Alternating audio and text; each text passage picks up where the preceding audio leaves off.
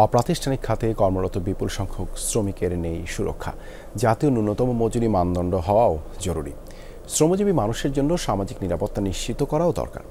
শ্রমিকদের সুরক্ষা এবং তাদের অধিকার নিশ্চিত করতে সরকারের কাছে একগুচ্ছ সুপারিশ করবে শ্রম সংস্কার কমিশন। স্বল্প সময়ে বাস্তবায়ন করা সম্ভব এমন প্রস্তাবও পেয়েছে গুরুত্ব। কমিশন প্রধান জানান, শ্রমজীবী মানুষের অধিকার নিশ্চিত করতে প্রতিবেদনে আছে সব ধরনের প্রচেষ্টা। দেশের ৭.৫ কোটি শ্রমজীবী মানুষের মধ্যে ৮৫% অপ্রাতিষ্ঠানিক খাতে কর্মরত। আইনি সুরক্ষার পাশাপাশি এদের নেই নিয়োগ সংক্রান্ত কোনো চুক্তি, সংগঠিত হতে না পারায় নেই প্রতিনিধিত্ব করার ক্ষমতাও। দেশের বিপুল সংখ্যক শ্রমজীবীর অধিকার নিশ্চিত করতে প্রায় ৪ মাস আগে শ্রম সংস্কার কমিশন গঠন করে সরকার। সার্বিক অবস্থা বিবেচনায় নিয়ে এরই মধ্যে বিশদ প্রতিবেদন তৈরি করেছে কমিশন, যেখানে গুরুত্ব পেয়েছে জাতীয় ন্যূনতম মজুরি মানদণ্ড তৈরির দিক, সার্বজনীন সামাজিক নিরাপত্তা নিশ্চিত করতেও থাকবে পরামর্শ।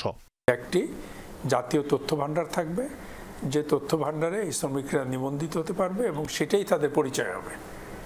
যেমন গৃহ শ্রমিক, নির্মাণ শ্রমিক, কৃষিক্ষেত্রের যারা শ্রমিক। জাতীয় ন্যূনতম মজুরির একটা মানদণ্ড হওয়া দরকার, কারণ এখন যে মজুরির কথা আমরা শুনতেছি এটি কিন্তু একদমই সেক্টর ভিত্তিক। ইউনিভার্সাল পেনশন স্কিমের সংশোধন করা, সামাজিক বীমা একটা তৈরি প্রকল্প করা, অর্থাৎ শ্রমিকদেরকে টার্গেট করে সার্বজনীন সামাজিক নিরাপত্তা।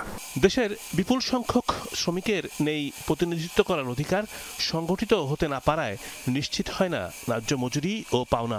কমিশনের সুপারিশে এই দিকটিতেও থাকবে গুরুত্ব।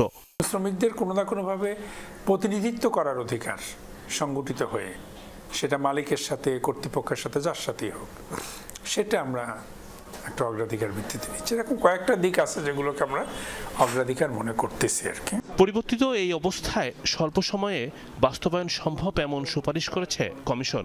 এছাড়াও আছে মধ্য ও দীর্ঘমেয়াদী বাস্তবায়ন পরিকল্পনাও। তাহলে এই সরকার কি কি শুরু করতে পারে সেটার একটা আমরা সুপারিশ করতেছি। তথ্য ভাণ্ডার তারা শুরু করতে পারে, এটা এখন বাংলাদেশে কোনো বড় একটা রকেট সায়েন্স না। আপনার প্রজ্ঞাপনের মাধ্যমে তারা জাতীয় ন্যূনতম মজুরির একটা প্রজ্ঞাপন দিতে পারে। এই শ্রম আইন সংশোধনের প্রক্রিয়া চলতেছে অলরেডি, এই সরকারের আমলেই চলতেছে, অনেকদিন থেকে শুরু হয়েছে। তা সেখানে আমাদের কিছু কিছু জিনিস আসতে পারে যার মাধ্যমে শ্রম আইনটাকে আরও সার্বজনীন করা যায়। স্বল্প সময়ের মধ্যে এই শ্রমখাত সংস্কার প্রতিবেদন প্রধান উপদেষ্টা ডক্টর মোহাম্মদ ইউনূসের কাছে তুলে দেবেন কমিশন প্রধান সৈয়দ সুলতান আহমেদ। রিমন রহমান, যমুনা নিউজ, ঢাকা।